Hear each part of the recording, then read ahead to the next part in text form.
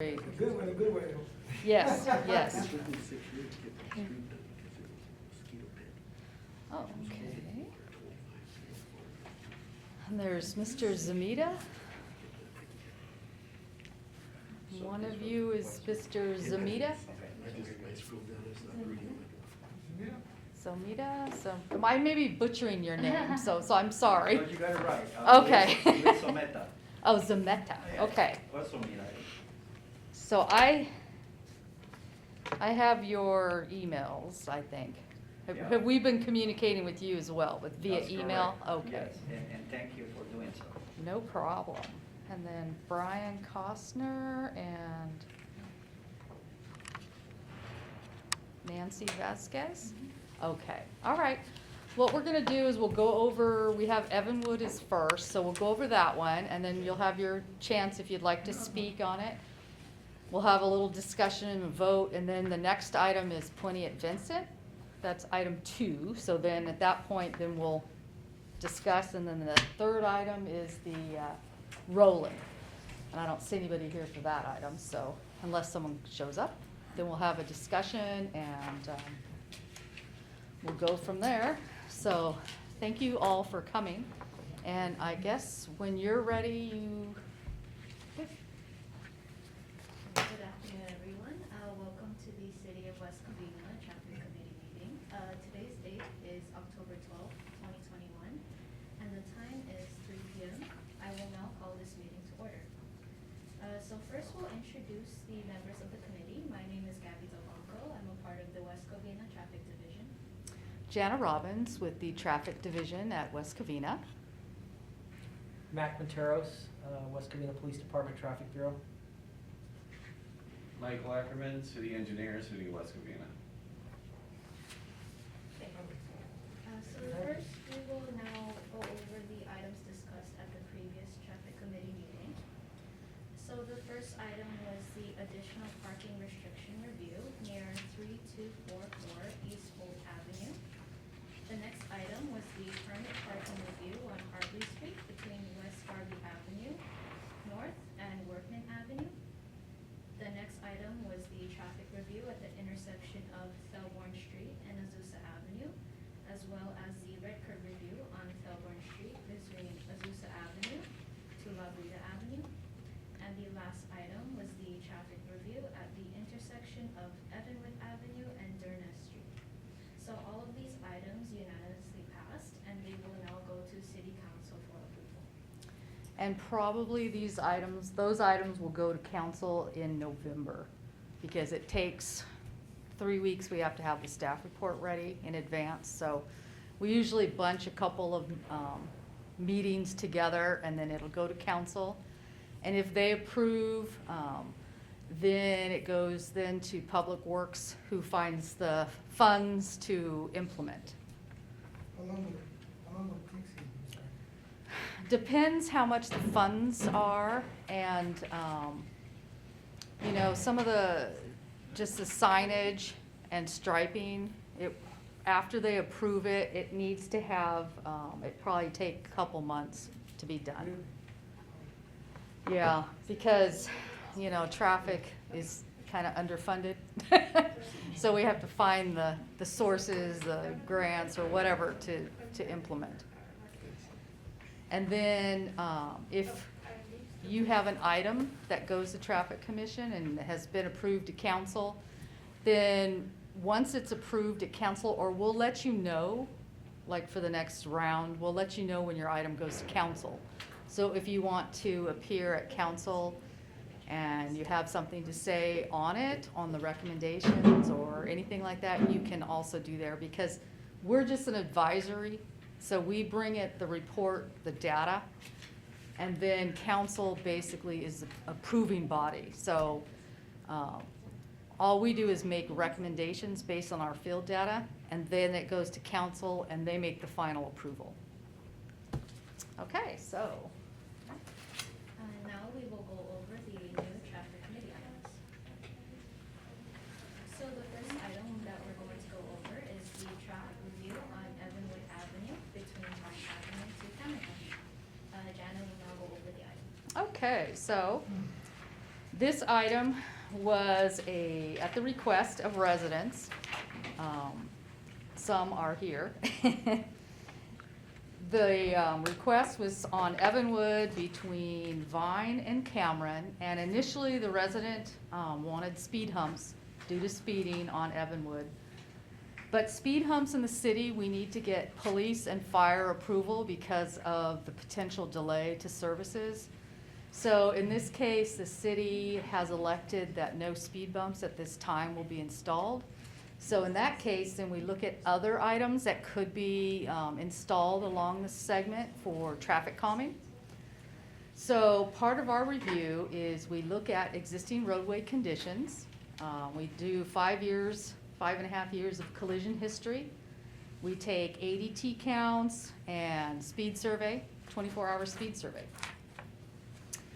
So we looked at existing conditions. So Evanwood has a prima facie speed of 25 miles an hour, one lane in each direction. It's about 40 foot wide. Land use is primarily residential, single family. It's a local road. Vine is by the school. It has the elementary. It's also 40 feet wide, and in this section, it's 25 miles per hour. And then Cameron is a larger street. It's 58 feet wide, a minor arterial, with a posted speed of 40 miles an hour, and this is where you enter from. And then we have Barbara Avenue, Crumley Street, and Harold Street are all local roads that connect to Evanwood. And we found that each of these local streets are a T intersection about 30 feet wide, prima facie speed of 25 miles per hour, but none of them have a posted stop or stop bar on them. So we have our average daily traffic. We did a count, which is the tube counts. We took it August 31st is why this item was delayed a little bit, because schools are now back in session because, you know, the whole off-site visual learning, now they're back in class, so we wanted to wait on most of these. We waited to get a counts when kids are back in school, because this is when everybody's taking their kid to and from school, so traffic conditions are more. So this street has about 984 vehicles per day on it. Then in the same thing, we also did a speed survey over a 24-hour period of time, and so the 85th percentile speed on this section was about 38 miles an hour. So it's much higher than the posted speed limit. So this tells us that yes, it's a candidate for improvements, some way we can try to reduce the speed on this section. We also looked at the collisions over from 2016 to 2021. And there were a total of 8 collisions over that section. Most of them happened at the intersection of Cameron and Evanwood, because it is a larger street. And Cameron is not controlled where it beats Evanwood. So our next thing is we look at proven traffic calming strategies. So this could include oversized signs. A lot of it is signage, narrowing the roadway. And we have to try to be realistic in what we try to implement, because if we're way out of the box, and the city would like it, but they can't afford it. So we try to have items that can be installed, that can be implemented by the city. So what we're recommending, as you see here, is we have quite a bit on this one. Okay, as it meets the intersection with the smaller streets at Barbara, Crumley, and Harold, we're proposing to put stop signs, stop bar, and then underneath the stop sign, a plaque that says cross traffic does not stop, so that it just gives a visual or a cue that, hey, you gotta look both ways before you cross.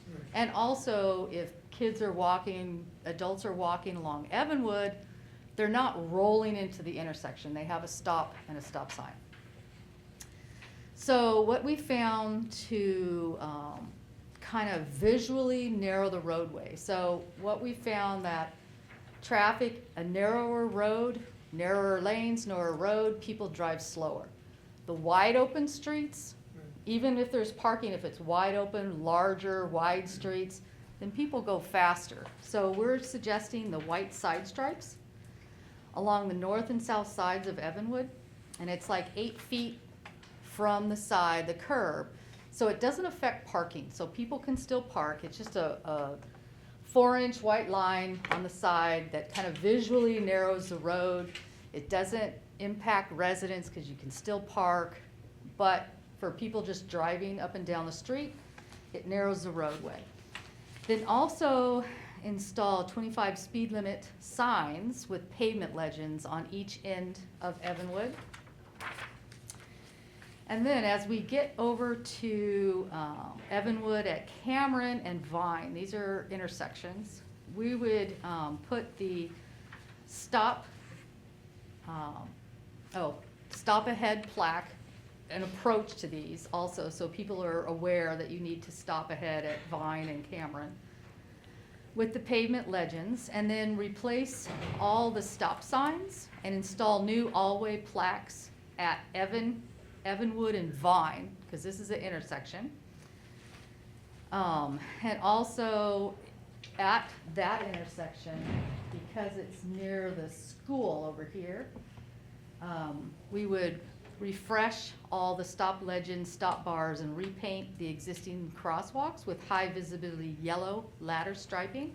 It's kind of shown, I know it's kind of small, but it has the bars across. And then because stop signs and signs have a year that they expire, they get faded and they're not reflective at night. So replace the new stop signs and then add what we call the red reflective post to the pole of the stop sign. And this is so at night, it really shows when the headlights shine on it, the pole, you can see it coming up.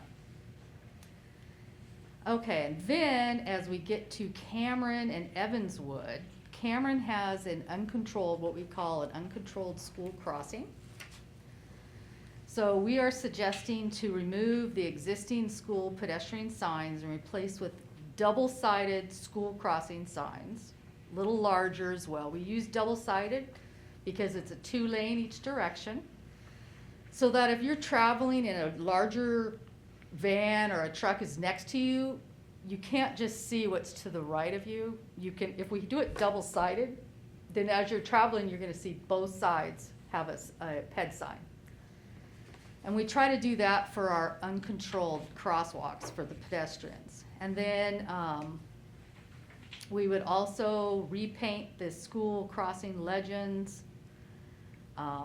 This crosswalk right now is just a standard crosswalk, so we would replace it, as you see on the right, with the ladder striping yellow as well. And I think the school crossing ahead legends as it approaches it. So it's the sign and the roadway legend.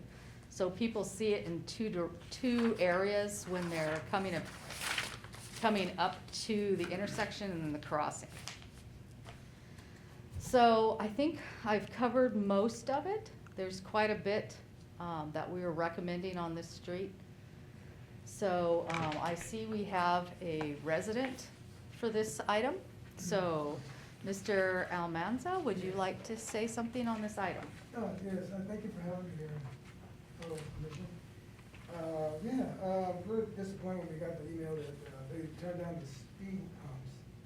And I don't know if it's a cost thing or if it's a safety hazard, I don't know. Fire department, then they go to the fire department, the police. And it's kind of let down. I talked to some of the neighbors and they're probably saying, well, they think we're helping the speed hump. I go, I know, I have no control over that. But if you guys, I don't know how effective all this is gonna be. We have to wait and see. I don't know. First time I've approached anybody trying to get something safety-wise for our neighborhood. I've been here like almost 19 years, and it's gotten worse. It's gotten more speeders and more people walking on the streets. And it's not only at morning in school, it's also at night, where it seems like they really come out at night and just race down the street. We got video of them going back and a little crazy sometimes. So I'm hoping all this will help. I don't know, if it doesn't help, I was wondering what other measures, if this doesn't calm everything down, what else could we do? What else is there? Yeah, well, what we would do is probably 6 months after it's implemented, because we need to give it some time to see if it's going to work or not. Right, We would also have PD do some spot enforcement as well, because sometimes we find that, unfortunately we say this, is whoever's racing down the neighborhood is like a teenage kid of someone who lives there, a friend or something, but if they get a citation, then that kind of stops at least that one person, you know? The thing we discovered, I was asking all the signatures, I was going to neighbor myself and doing all the signatures. At the end of the Vine and Evanwood, there was drifting marks, I mean, fresh. Yeah, that drifting circular. marks. And it's like, and that's kind of like, I haven't heard about it until I started taking to those neighbors on that side. They said, yeah, that was all the time. So it's like, are they gonna listen to all this, signage, and then at night when you do it, nobody's around and you do it, is there anything else? Cameras or something could be installed, or police at nights, or something like that, just to. I would recommend to any of the neighbors that you talk to, encourage them not to be afraid to call the police if they hear something like that, because if there is somebody in the area or available to respond, they'll respond immediately. And sometimes we do get lucky and we get there quick enough to either catch them in the act or catch them as they're leaving. But definitely encourage them to call us when there is a problem, so that we become more aware of it and we can know where to more proactively look, rather than being reactive and waiting until we get a call just to respond to that area. If we know that we keep getting the similar calls of speeding vehicles and doing donuts in the intersections, we're more inclined to kind of keep an eye on, stay in the area, and monitor that area more closely. Because it's a safety thing. Somebody goes out of control, they hit a pedestrian, they hit another motorist, or they go into a house. You go on the TV show all the time. You Yeah, see that it's definitely. continuous. Yeah, so I would just encourage the neighbors, hey, if you hear something, call the PD. You say, I spoke to the guy in traffic, he's saying, call us out there, they'll send an officer. Okay, and obviously sometimes we have a high call volume, so we can't come immediately, but if it's in the middle of the night, chances are, hopefully maybe there's nothing going on, we can get a unit out there right away. Okay, Okay?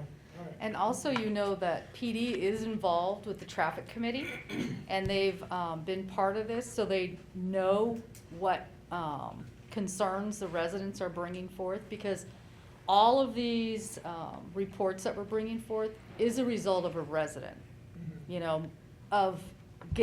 can't just snap to it. We have to do some review, but it's usually from a resident. So they are always CC'd in all the emails, and, sometimes they'll put their trailer out and stuff, but, it can't, a police officer can't sit on the street, but at least they're aware, right, they're aware of the issues.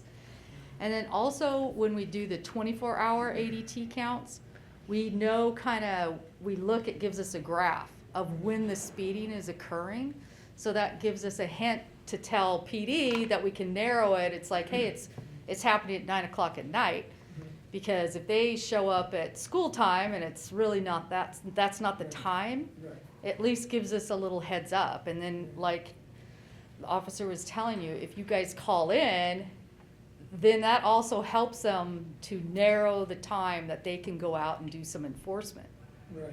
If it always happens at midnight or always happens at 8, sometimes these guys, even in my own neighborhood, at midnight we hear somebody just doing that down the street. So it's like, okay, maybe they're going to work or something. There's a reason, and they're out on the street. So maybe we get lucky and we catch them doing that, and then at Is least there a that. reason why it's only 24 hours and not for the whole week? Because everything, like in the weekends, things jump sometimes. Yeah. I know you set your Tuesday up right in the middle of the week. It's not on Friday, it's not on Saturday. It's like they said 24 hours. I go, well, that's not enough to get a really good idea what goes on just for a week. Yeah, normally, because it's resources, basically. Right. So we do a 24-hour period. We used to just do a sample, for when they set the speed limits and stuff. It's just a sample, a random, normally we consider when we do traffic, the peak times is Tuesday, Wednesday, Thursday. And that's when people are going to work, coming back. So if if there is a concern like, hey, it's mainly happening on the weekend or something, then, Spread out pretty good. It's spread out Right. pretty good, yeah. Okay, all right, yes, thank you. mhm. Thank you. Or I was always saying that like 6 months or so after we kind of do a reevaluation of how it's working, and then we can discuss, you know, other options we can go with, okay? So, I mean, we hope that these work. I mean, it's shown to work in some instances, you know, we can't just say, no, it's not gonna work without trying it. Right, exactly. And so then we can have another discussion after, at least we gotta give it a shot to work, and then we'll see what we can do and, go from there. Okay, thank you. Mhm.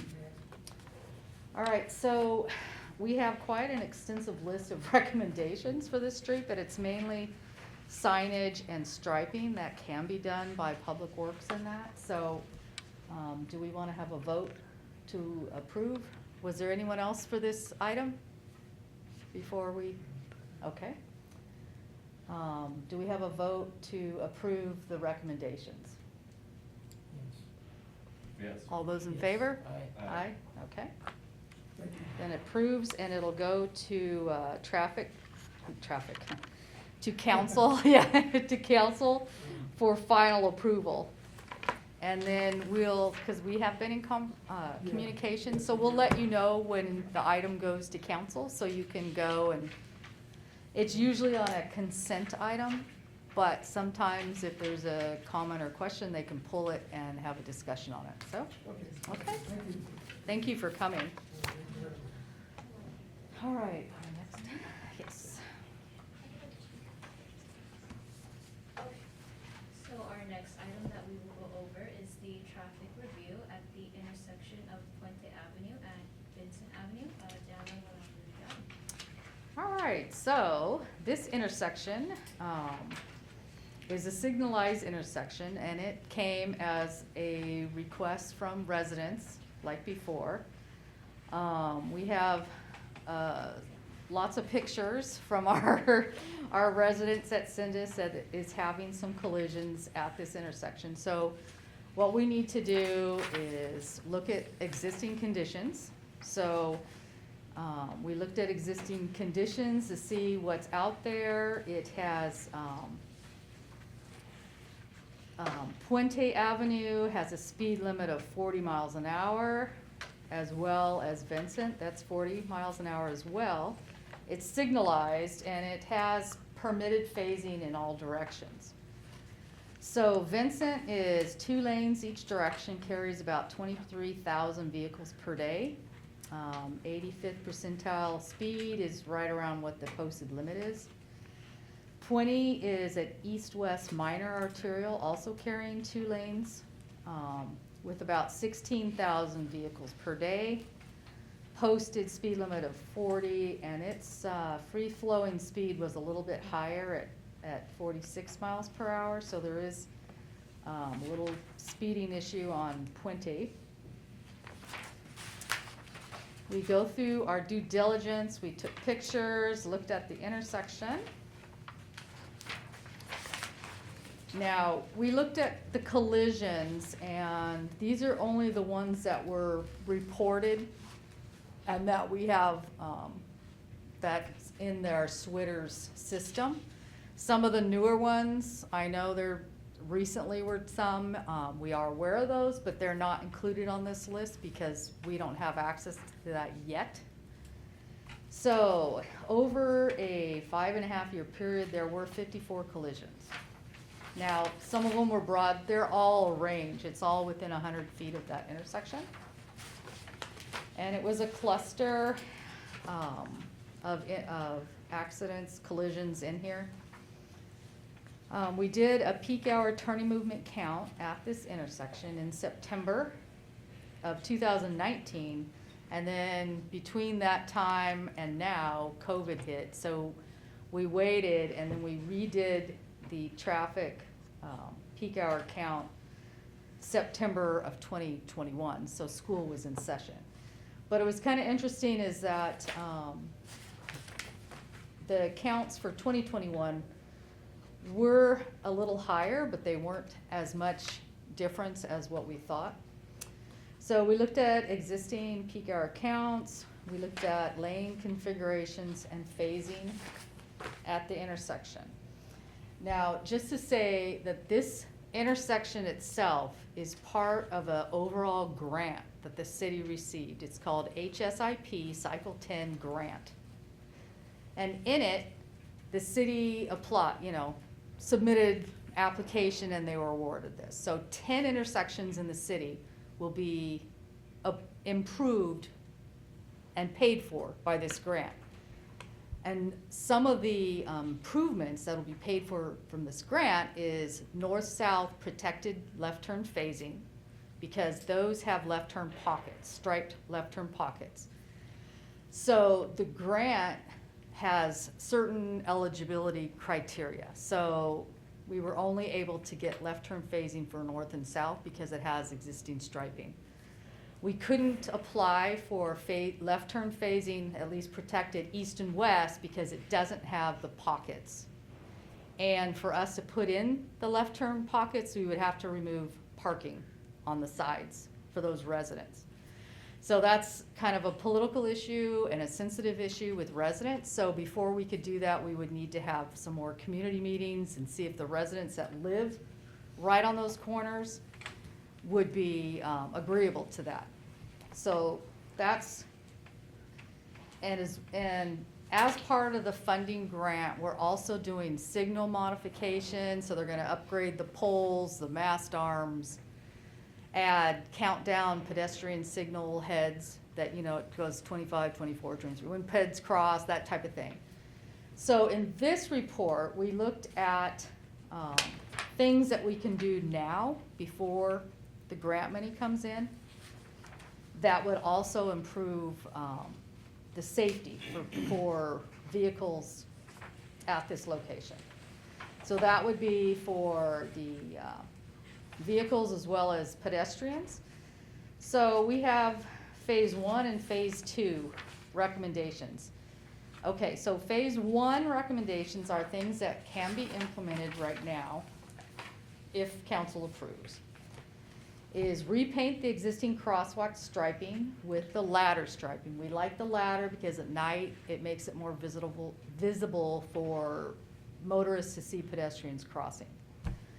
And this would be white crosswalks because it's not a school crossing, it's a pedestrian crossing, but they can still use the ladder striping. Install on the median noses would be the keep right signs with the little reflector, and there are narrow ones that would fit because we don't want any signs to hang over the median. So whichever size fits the median, that's the size sign we would put in there. And it's usually like 2 or 3 feet back.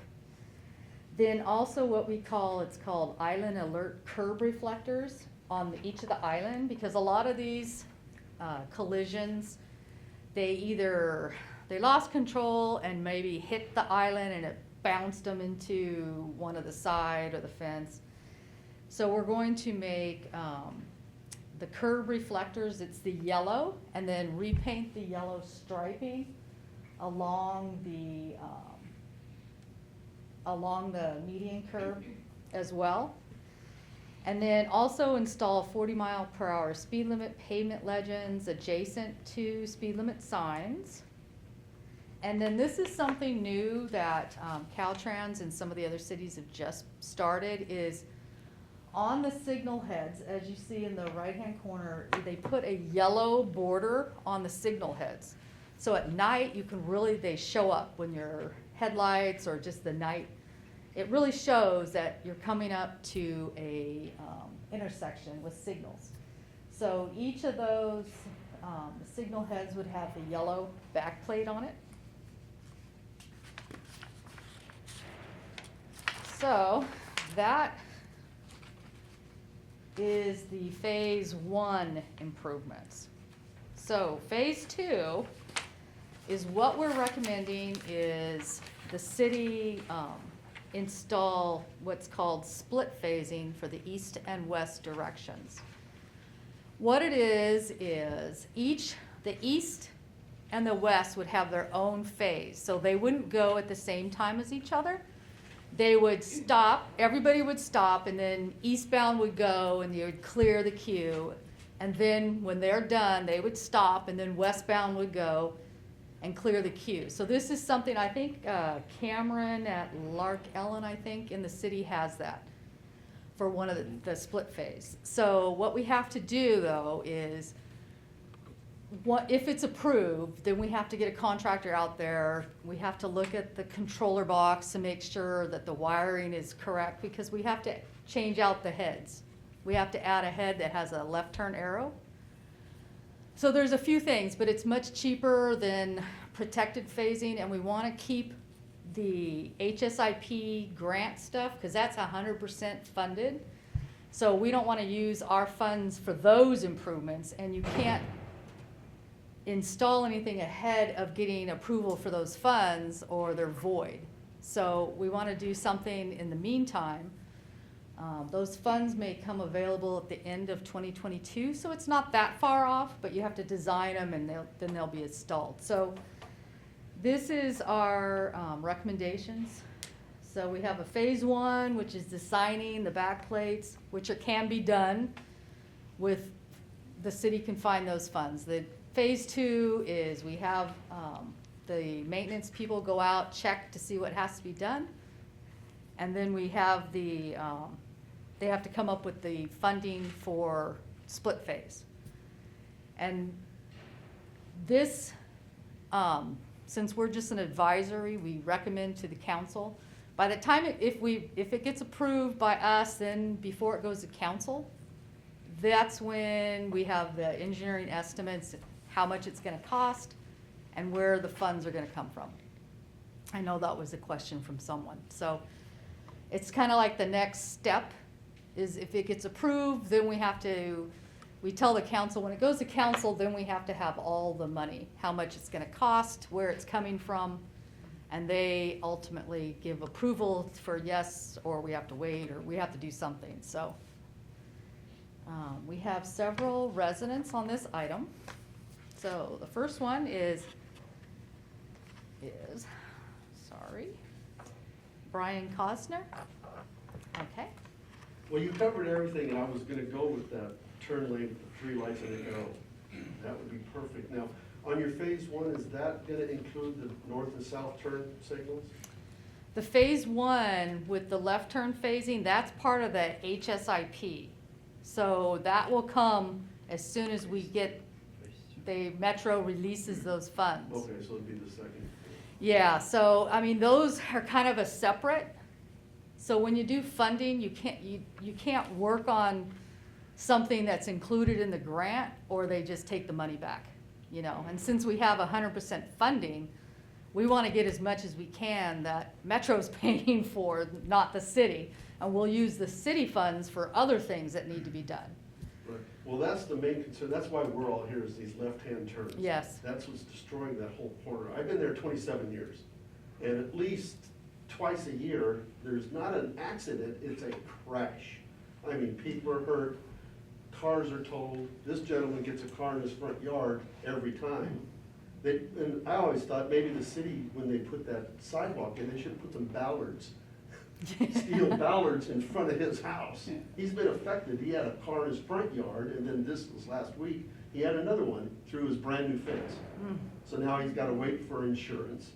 It's gonna look bad, it's dangerous. Then another concern of mine was if Amazon goes through, you're gonna have traffic up and down Benson at a 6,000 GVW. That street was made for 6,000 pounds, not 80,000 plus. So is the city gonna go to Amazon and tell them you're gonna be ticketed, or we don't have commercial anymore? Well, Vincent is not a truck route. No, but we live on Benson. Yeah, close to- no. And it is So- a truck route. I Right, complain so all the they time. can get a ticket. Well. They can get it, I unless they talked have a with- delivery. Right, Yeah. I talked with Bell, and he said that there's only 2 motors. One for criticals and one for, I guess, everything else. They used to set a guy, Lieutenant Detter, he used to sit on our corner, and he was making a gold mine right there because of the lettuce place up the street and the sodas and Vincent, constant. And like I said, it's 6,000 pounds. So you're gonna have to re-engineer that street for Amazon, and it's gonna be tearing up our neighborhood. So we gotta remember that, they gotta go to Highway 39, which is Azusa. But that's a big problem we're having is semi-trucks. And the cities say they're hurting for money, there's a gold mine. But I know, for weight, you have to weigh them. You gotta have the portable scales. Do we have those anymore? We don't have commercial. We're short-funded. Yeah. There's enough money on that street to pay for one commercial officer for the year, if you put somebody out there. So that's another thing that needs to go, that 6,000 GVW. Yeah. Thank you. Okay, and then we have Nancy Vasquez. Hi. Hi, thank you for letting me speak. Uh-huh. I've been a resident for almost 2 years. I live right in the corner of Puente and Benson. So we see quite a few, like this gentleman said, extreme crashes. I mean, it's sad to say I've been there only less than 2 years and I've already counted 18 accidents that I personally had to call 911. Everybody in my home has a job. One of us calls the police, the other one runs out to check to see that if somebody's hurt, the other one grabs water. That's kind of sad that we have to go through that. I understand we signed up purchasing a home. I actually am a real estate agent, and I was hired to sell that home, and I bought it. I kind of knew what I was signing up for, but this is just exaggerated. And thank you for speaking on this, because this means a lot to us, the residents. Yeah, with the funding grant, we're hoping, like I said, we have 10 intersections that we're able to get some funding for. We'll try again. We have another grant coming. It's like every other year. So each time we apply, but it's very competitive. So we're trying to get some of these larger improvements of the dollar amounts that we can get grants so that, you know, help the city out. And we do realize that there are some locations that have some issues, you know. So we're trying to slowly get to all of them, you know. It's just, well, thank you for coming, and we're trying to get this one at least started, and hopefully we'll get the grant funds soon. Chief just put some radar signs up. Is that just for, did they put those up today, or? The radar trailer? Yeah. Yeah, I believe that just Oh, went okay. out either earlier today or Yeah, I yesterday. just went down and said, oh, hey, that's a good one. Yeah.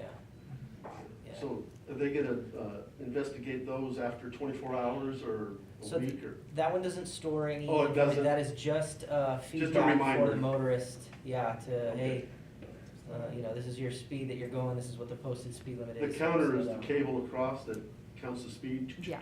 Yes, sir. It has the pneumatic tube, and then when Right. someone runs over it, counts it. Are they gonna put one of those in on Benson?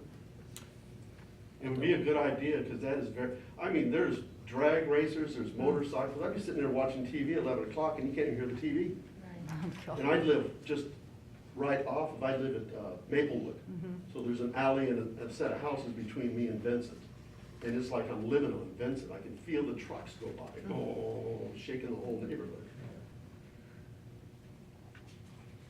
Now, they can deploy their trailer, but it's kind of like it's a couple day here, a couple day there, but, I mean, unfortunately, we can put up signs, we could put up everything. If people don't want to obey it, you know, we have to just catch them in the act, you know, what can you say? Well, So, we're so short-handed, it's hard to do. well, that's it, so we're trying, so.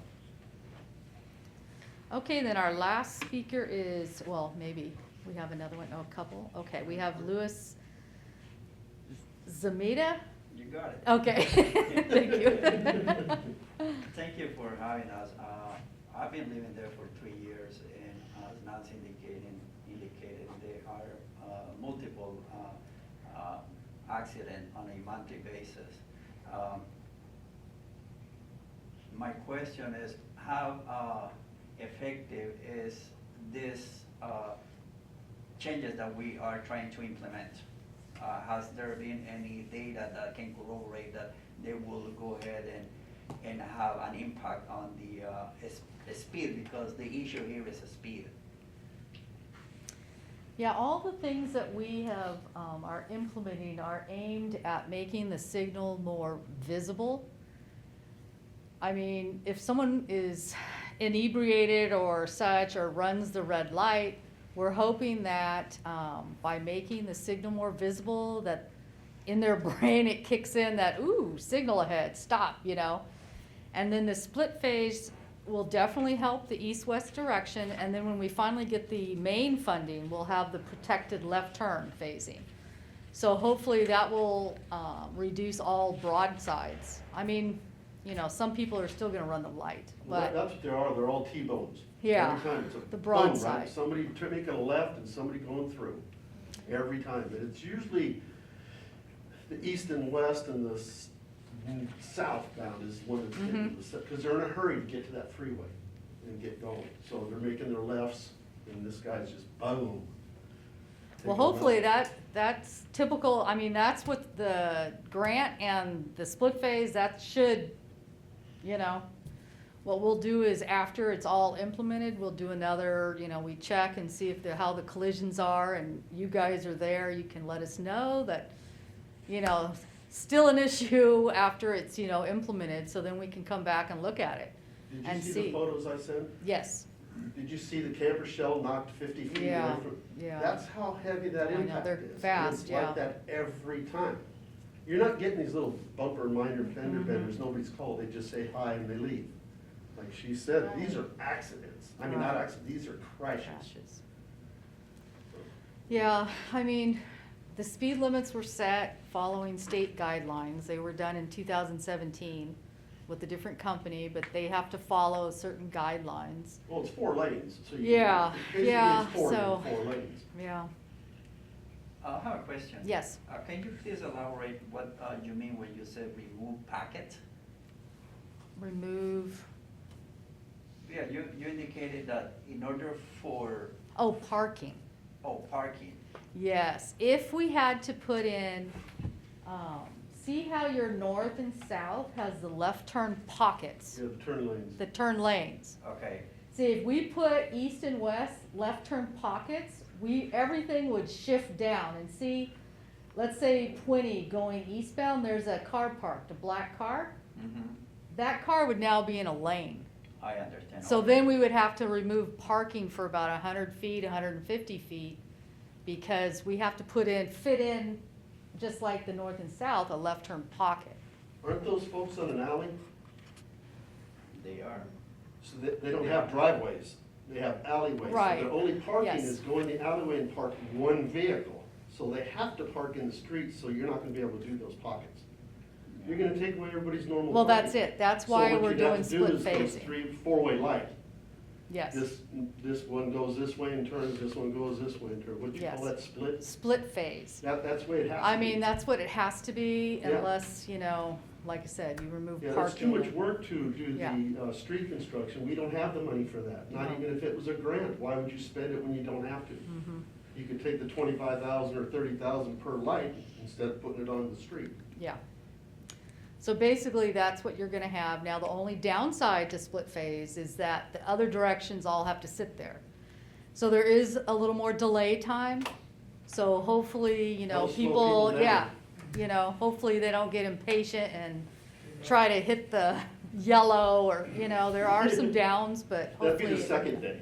Yeah. Their first day, they'll stop. Second day, they're like, I'm gonna make it. You know, so we're hoping that this, you know, with these measures coming, that this intersection improves. And then you guys all have our email, so you can let us know once it's, you know, approved, how it's going. And then we'll also in communication with PD and the city engineer. Should we email you direct now that we have your email? Yeah, yeah. Okay, very You good. can email me direct, and if you do the traffic at transtech.org, all of my team gets it. So we'll all, you know, someone will respond, so it's not like it's in a black hole. We did that on purpose so that, you know, nothing is missed, and we try to respond to you. If we don't know the answer right away, we'll find out and get back to you, okay? Oh, and we have, okay. Patricia?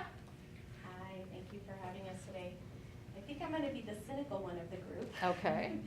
So, I've lived on Puente, I would say, maybe going on 25, 26 years. So we've owned our home there for quite some time. Here are my concerns. That I know that this isn't the first committee that has been put together over the years to do this type of evaluation on the accidents that are happening on that corner. There actually have been, I'm not exactly sure over the how long that I've lived there, that these committees have been put together. That intersection has been addressed. And the feedback that we're getting is the city doesn't have the money to do it. We don't have the funding. Yet I see board members getting raises, I see money going, allocated to parks, which is great, to different things that are needed, granted, but when you have people actually losing their lives at that intersection, I'm just wondering if putting a water system at what we call the airplane park is the most efficient way of spending money. I know that a child, I think, passed away or died, or broke their arm on that airplane because he fell out of the window. Parents sued. All of a sudden, those were blocked off, right? The children couldn't go into that. So that's immediate change. So I'm wondering if I've been in my community for 25 years plus, we've had very similar roundtable conversations, and we're barely on the pathway to doing cosmetic work, as I see it again. Me being the cynical one, right, a little frustrated. My son just got into an accident. We, again, lived there, been there 25 years. My son just got into an accident in that corner not too long ago because a car hit him and bumped him. So while the cosmetics and a lot of the things that I hear you saying are, we hope that this is gonna happen. We hope that these are gonna affect change. What's the studies that you guys have done over the last 25 years that show whether or not these cosmetics are actually affecting changes? Because I know on Lark Allen and by the airplane park, Puente, there's a church there that intersection had almost as many accidents as our intersection here. So cars were ending up inside the churches, knocking down their gates. I don't know how many times. Well, all of a sudden, I don't know how they managed it, but they put a turning signal there. So again, I ask you guys, and I don't know how long you guys have been on this committee. I don't know what the changes have been, if any. Why so long, and why now? Well, we've been here 2 years. So, I mean, I can't speak for what happened in the past. I know there's a new city manager. We're here to kind of I guess 2 years, the end of 2019. So we're going through and we're trying to be responsive. As far as I know, yes, the city is hurting for money. I mean, like everything is. We try to have recommendations that what's called countermeasures in our traffic engineering world that's shown to be effective, and this is what we're placing here. We're going after grants, and like we said, I mean, the grant, that's a for sure thing. It's just when Metro releases the money and we can start. There's 10 intersections that are gonna have grant money coming. So we did get that grant, the HSIP Yes. grant. Yes, we got, So the there's city got monies 3 million, allocated for this $3 million. intersection. And so on the north and southbound, they are gonna have protected left turn pockets. Correct. That's green arrow only. And then it'll turn red, and they will not be allowed to turn left in front of your traffic anymore. The other thing we're doing on the east and westbound is the split phase, which allows only them to go at a time, only one way to go at a time. So no one will be able to hit them while they do that. So basically, with the split phase and the funding, we will have taken care of all the left turn and broadside accidents. Yes. And then the other, as you call them, cosmetic changes, these are all in our manual of, these, try this, try this. This is all items that are newly out there.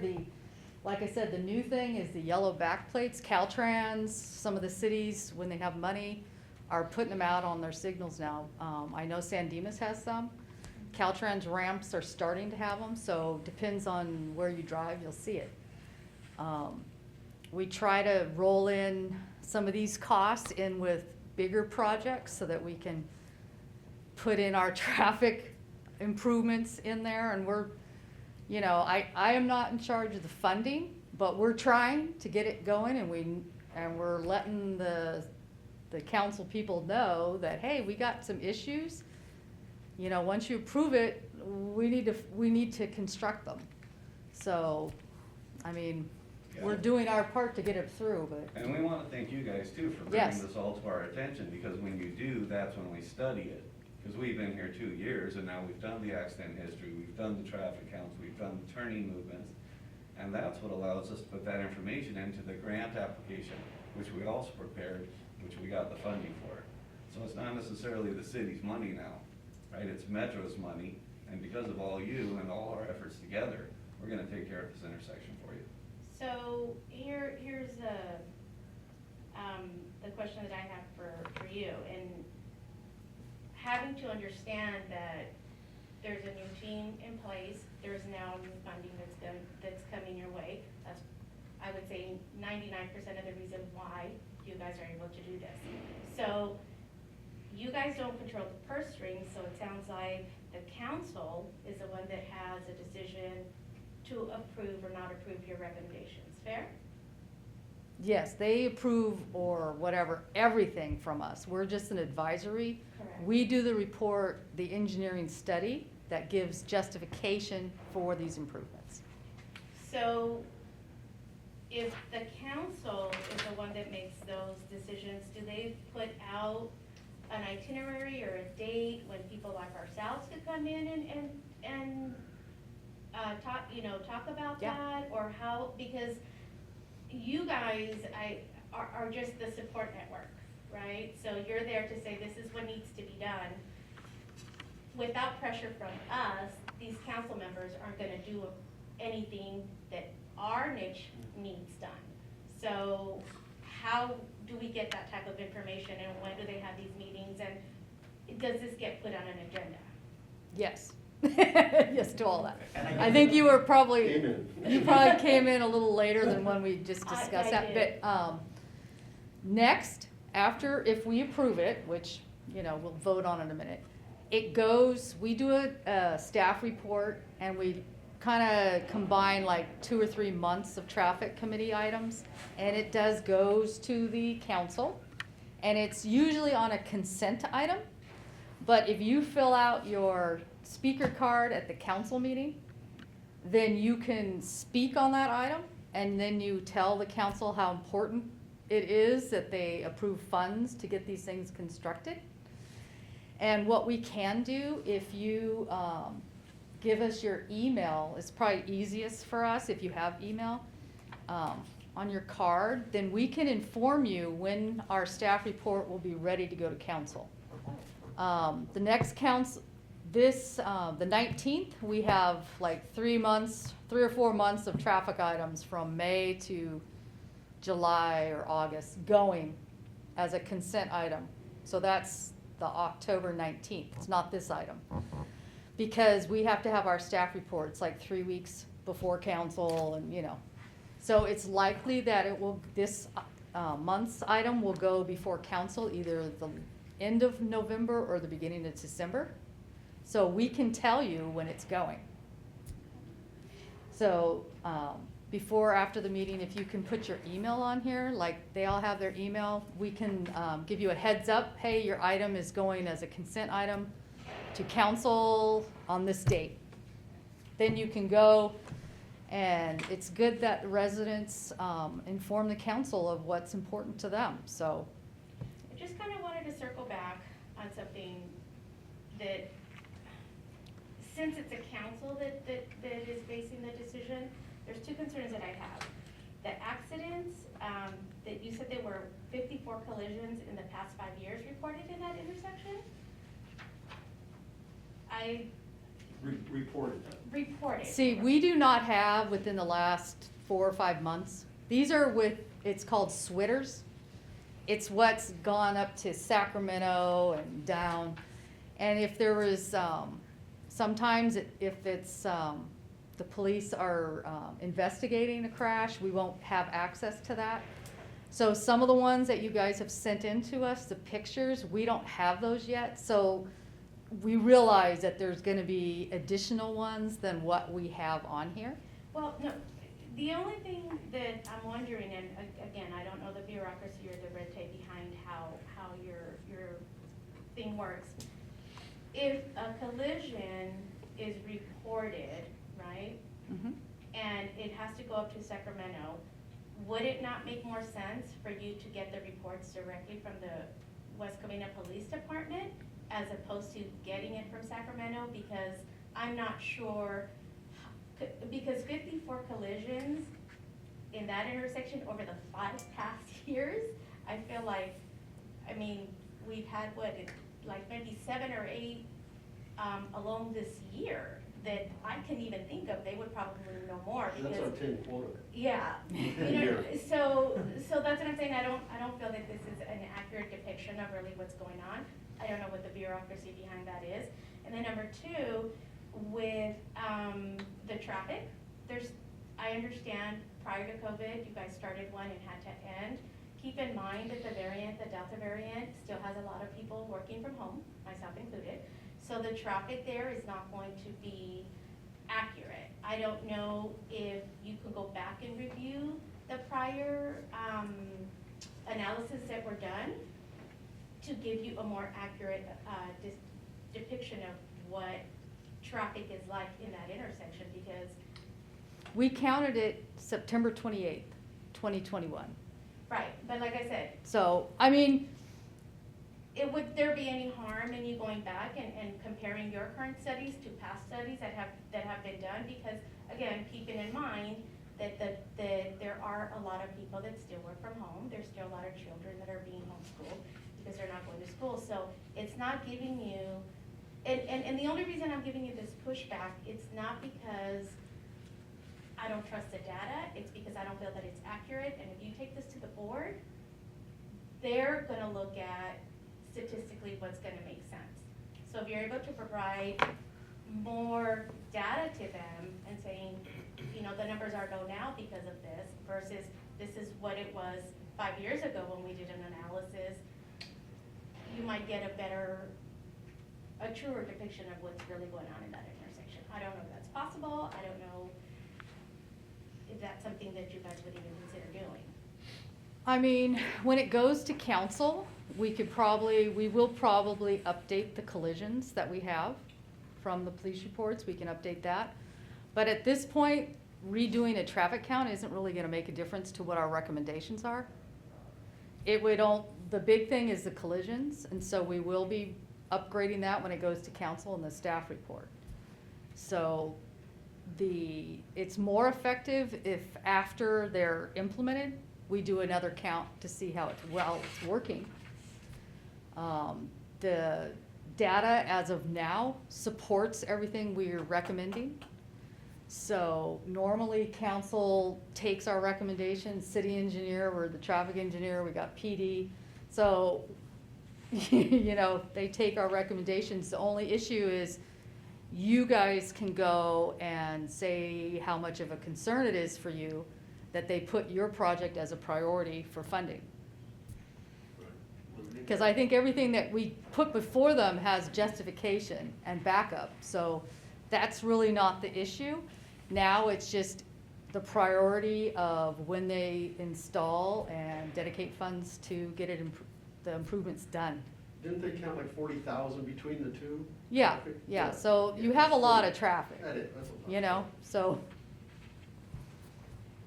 I have just one question on Yes. street lighting, the stop lights, green, yellow, I don't know if the city still has them, but I've noticed the ones that are facing southeast, you can't even see them because they have those LED lights in there. You know which ones I'm talking about? They look kind of So- faded, they're not the dotted ones like the old school, they're just like an LED light. When the sun hits it, you can't see any color at all. I don't know what that new light is, but This- they've been using them for like 10 years or The, so. the street light, not No, the no, no, no, signal. The green, the signals. The signal. The signals, they're a new kind of a bulb that's in these It's you- lenses. yeah, I it's think it's usually- probably the old one. Yeah, that's that in sounds there. like the old The Is one. it new ones are brighter and have the dots. And I Okay, the know- new ones have the dots, and I I've know seen they those, they must be specifically changing replaced- them then. Yeah, there was a time when they were only doing the yellow and the red because of the cost of the green. They and now look they're doing all faded, of them. when they hit the sun, it looks, you can't even see a difference in the three colors. Well, that's part of what the funding, the HSIP will be replacing all the signal heads. Yeah. And With the bigger, LED. the With bigger LED bulb. Okay, good, I think the old one was just one bulb in the center Yeah, with that's that correct. faded lens, Yeah. and then when the sun hits it, you can't see color.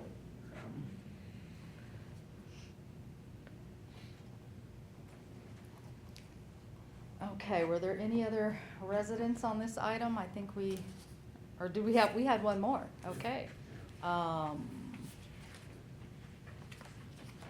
Is it Robinson? Yeah.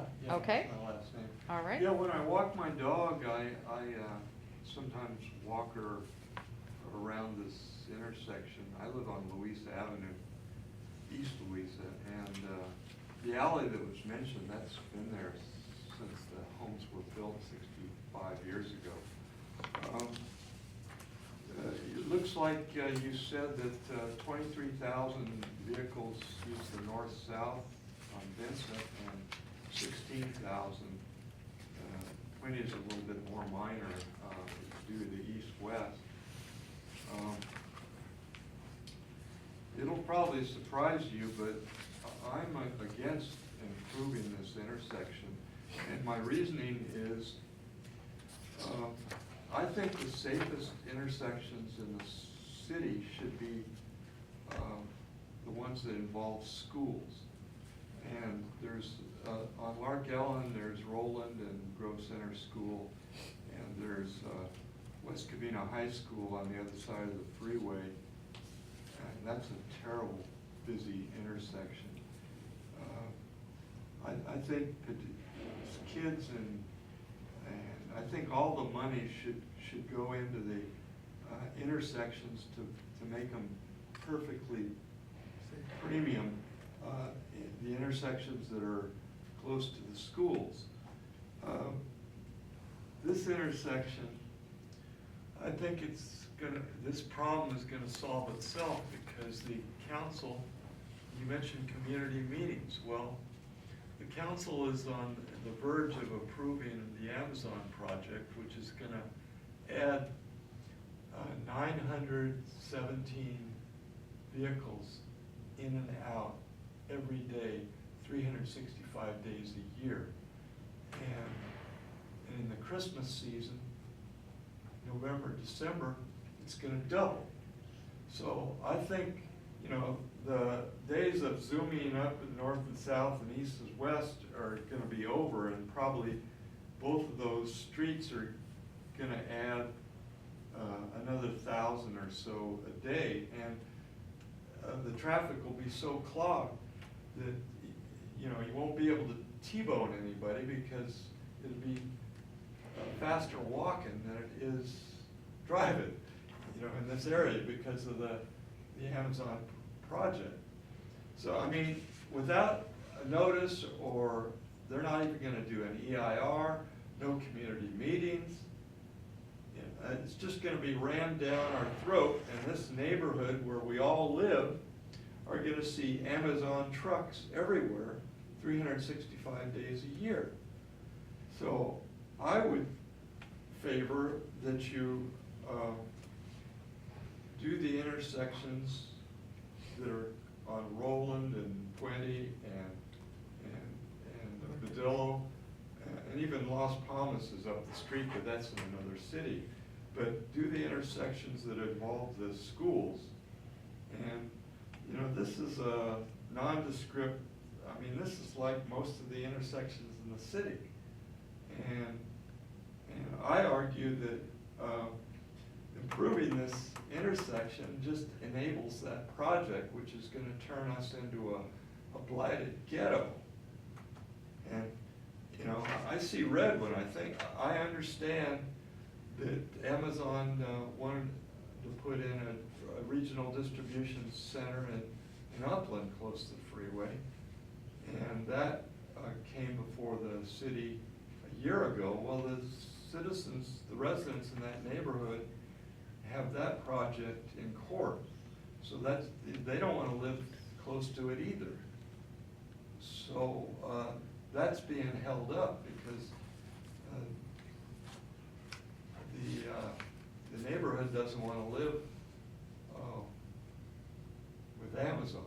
I mean, I just want them to go away, but I'll speak at the council meeting on the 19th, but I'm not optimistic. So the reason I disfavor in improving this intersection is I think it's one more justification to enable that Amazon project, and it's gonna decrease our property values and turn us into a blighted ghetto with traffic problems. And the traffic problems may improve the collision and performance of this intersection in a negative sort of way. So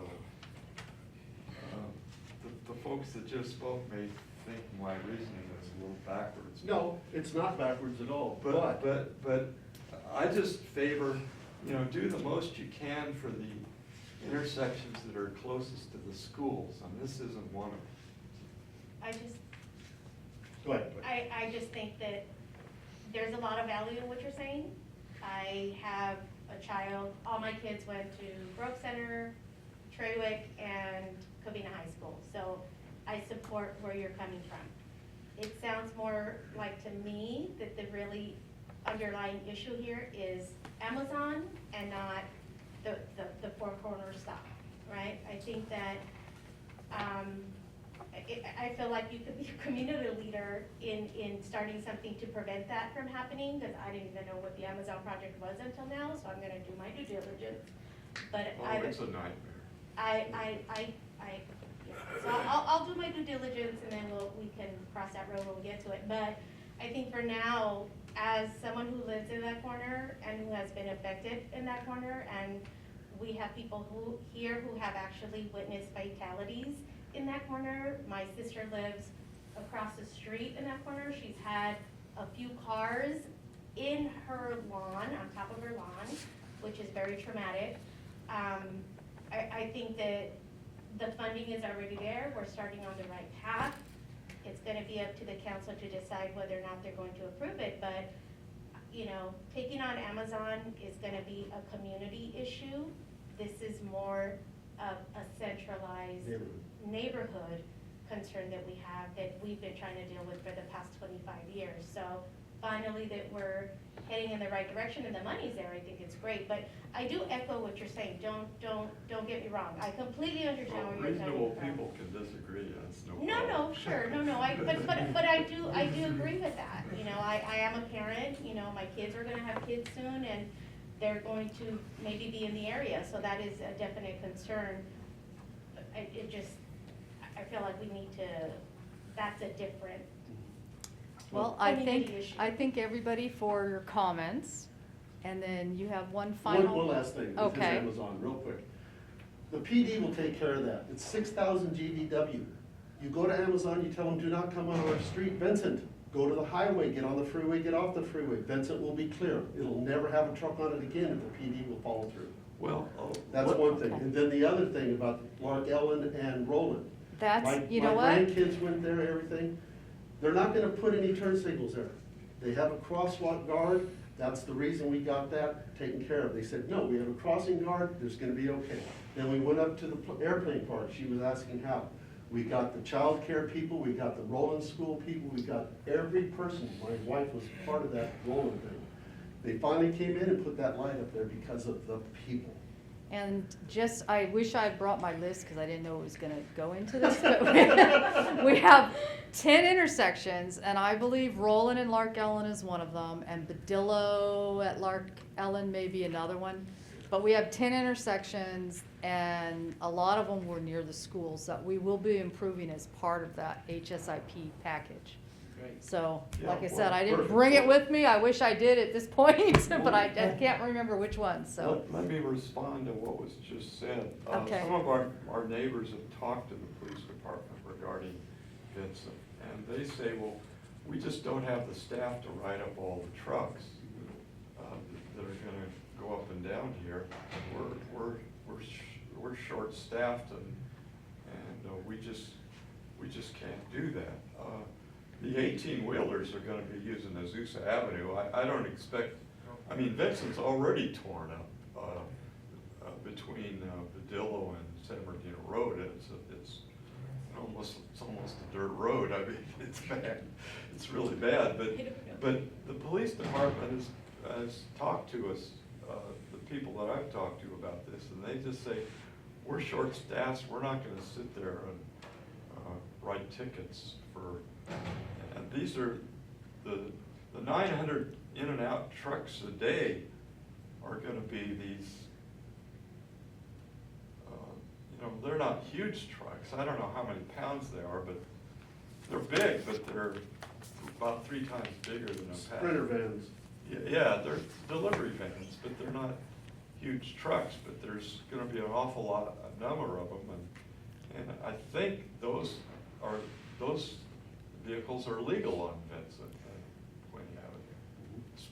You know, Just as a side note, I believe it's going to council next week, so you guys can all there's gonna be have your conversation on Amazon. There's gonna and- be an Amazon OK battle at the OK Corral on the next council meeting. Okay, great, okay.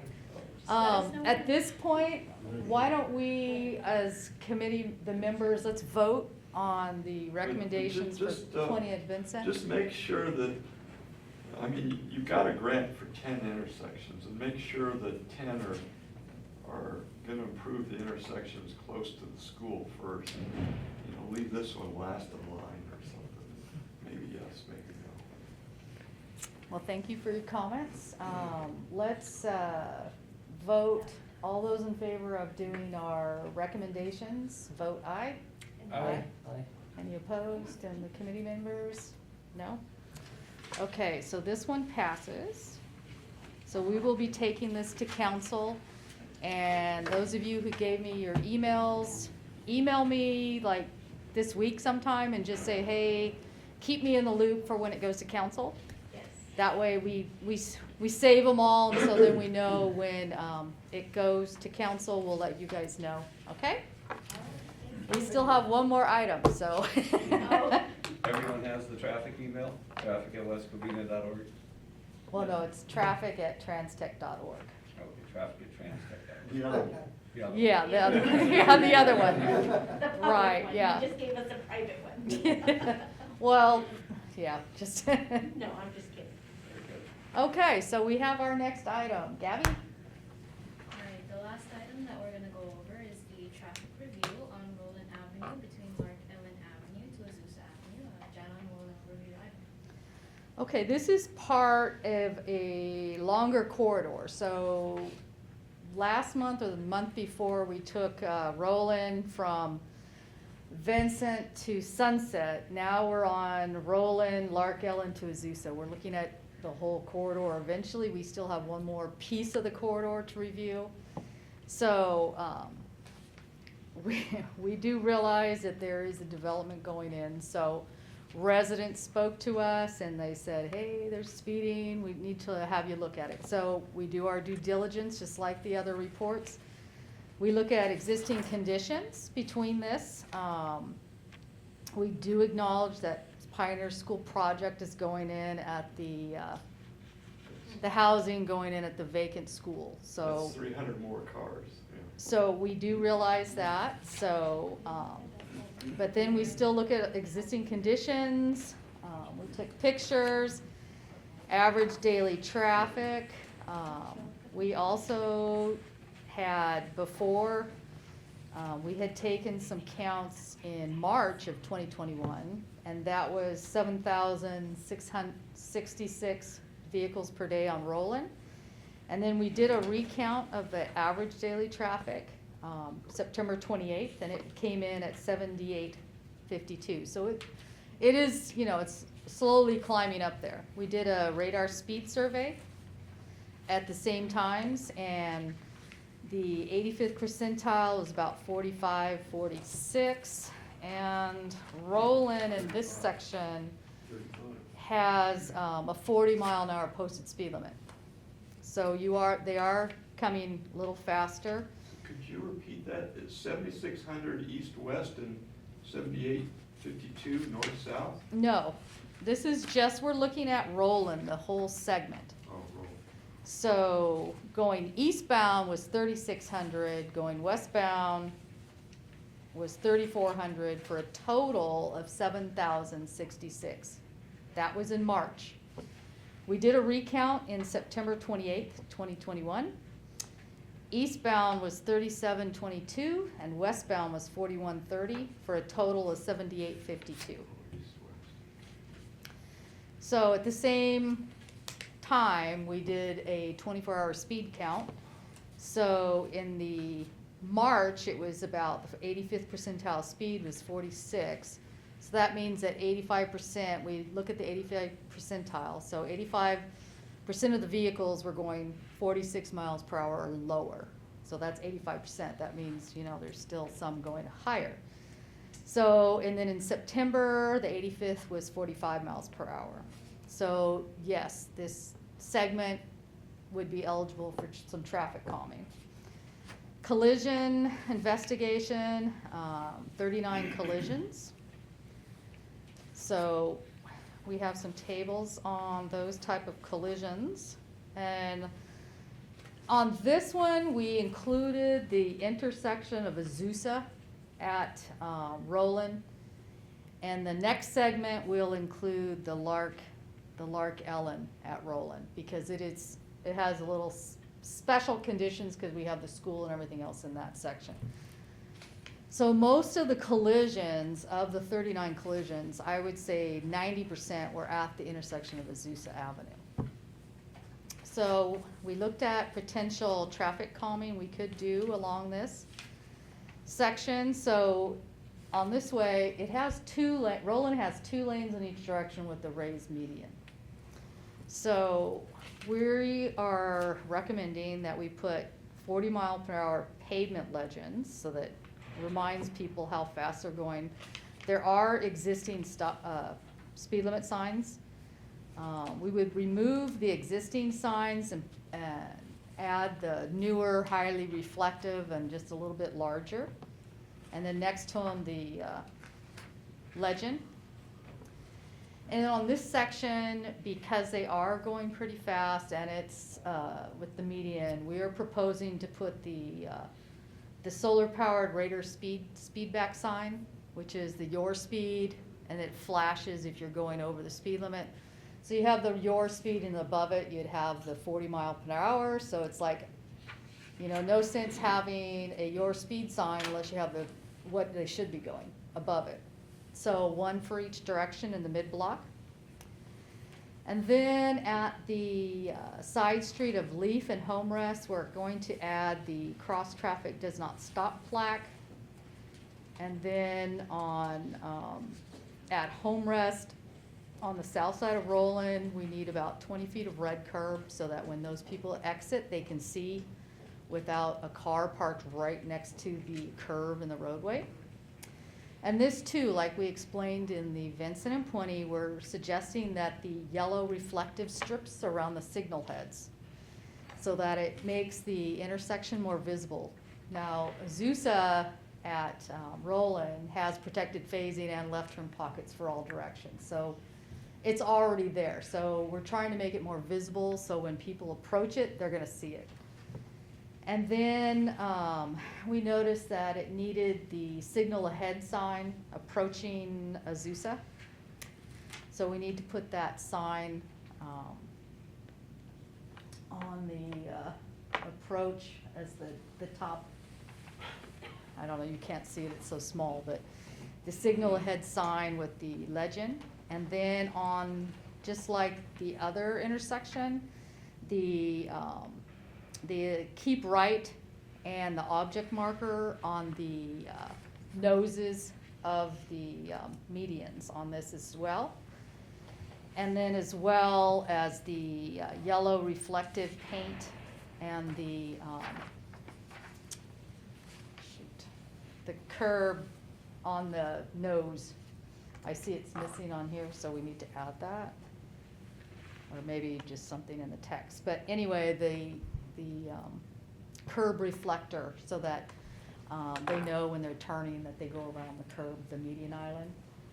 And I think it's shown in the, yes. See the yellow, repaint the yellow noses of each island at the intersection, so people don't cut it too close, hit the island, and then, you know, hit something else. So that is our recommendations. Do we have anyone here on that item? No? Okay, so discussion, committee members? Looks like good recommendations. Regarding the radar feedback signs, are those going to be permanent installations, or are we doing the temporary ones where we can move around to the different sections of the cities? I think Or the it- mobile ones where wherever you're having a speeding problem, you can put it there for a week or two and, you know, do some enforcement and wake people up to, hey, we know you're speeding here. This one is, we're suggesting the permanent, so it will stay there up high on the post. We can, we're trying to get some more funding so that we can purchase the temporary ones that we can rotate around.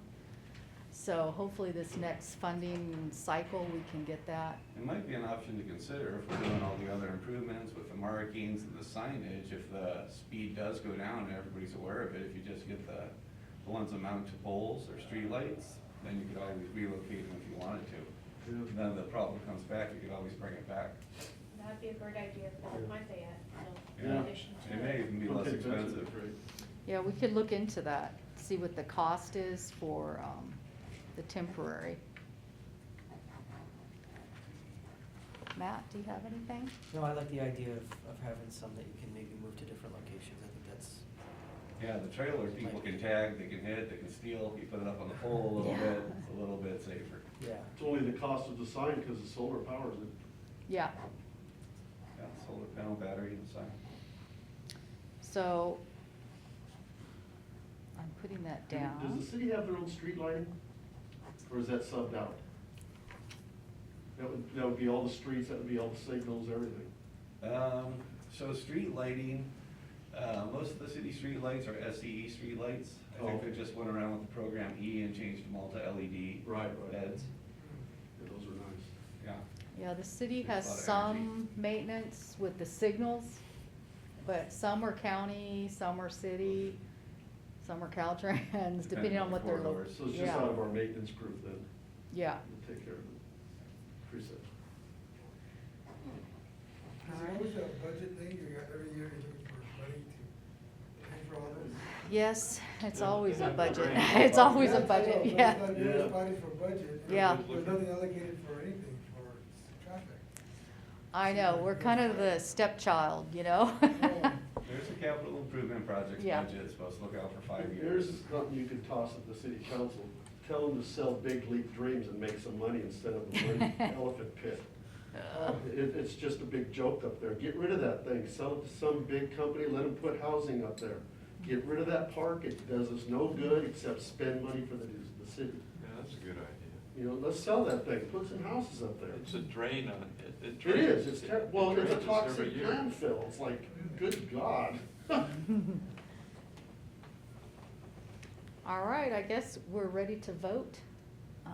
All those in favor? I, Aye. Okay, then we'll Aye. turn this in as well, and then we'll review the cost of getting some temporary your speed signs to put around the city. Just one quick question, I don't know if you Yes. know the answer. The housing that's going up on the Roland, do you know what type of housing that is? Is that a private sector, is that It's 162 units, no, yeah. Is it low income or just standard? And it's gonna No, be it's- 3 stories high. The neighborhood doesn't want people looking down in their It's- backyard. Three pools. stores, like the ones downtown Covina. It's gonna be a beehive, yeah. It's Oh. 66 single-family homes and 92 multifamily homes. But I think the multi is not apartments, it's like townhouses, yeah. Yeah, it's 300 cars, parking spaces for 300 cars. Woo! It's gonna That's a be, lot of revenue for the city. it's gonna be a beehive. So, We gotta okay, get I money guess somewhere. that's it. Does anyone have something other? Exactly. Are there any further resident comments on items that are not on the agenda? I think we've kind of had a good discussion. Been off topic. Just make sure you document selling that ballpark. Oh. Well, they have it on video, and this is on YouTube, I believe, Mayor Letty, so. sell that ballpark. There you go, so. Is there any way that, I don't know if everybody lives in my district or not, but I have Lieutenant Freeman as my district lieutenant. Now, can they get phone number or his name to these other folks so they can call him? And his district also, could he get his Sure, lieutenant? if you call the station and ask for the service area lieutenant, Service area, okay. yeah, they'll ask for your address. Ours and up here is tell you. Freeman, so it would be him Right. also. I Yeah. think we all belong to Letty, all 5 of us. Yeah, Letty's our council member also. Right. Mayor Letty. Yeah. Yeah, that is actually a good resource to reach out to the service area lieutenant. Absolutely. Get something Freeman's done. been doing really good. I've Yep, had quite a few absolutely. talks with him. He sends out emails quite regularly, so he sends them out to everybody, but specifically targets either the officers that are working, the times that the problems are being Mhm. issued, or the days, or what have you, so. Right, right. Yeah, he does send that info out. Yeah, he had to cut me off in 40 minutes and said he had emails to take care of. Well, thank you all for coming. So our next meeting is, So our next traffic committee meeting will be on November 9th, 2021. And at 4:26 PM, I adjourn this meeting. Thank you all for coming.